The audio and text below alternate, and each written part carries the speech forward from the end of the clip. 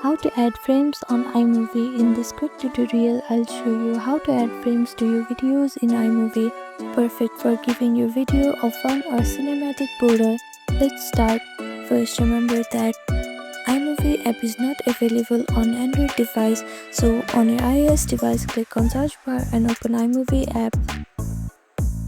Now open your project in iMovie and load the video clip where you want to add the frame.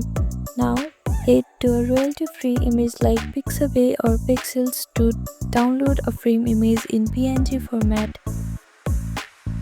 Now import the frame into the iMovie by dragging it in your media library.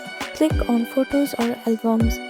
After that, drag the frame image onto the timeline above your video clips. Select the frame image, then go to Video Overlay Settings and choose Picture in Picture. Resize and position the frame so it perfectly covers your video. Make sure the borders line up just right.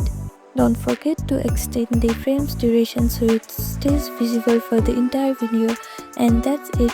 This is how you add frames on iMovie. Thank you for watching this video. Please do not forget to like, share and subscribe to our channel and comment down below if you have any other queries. Thank you.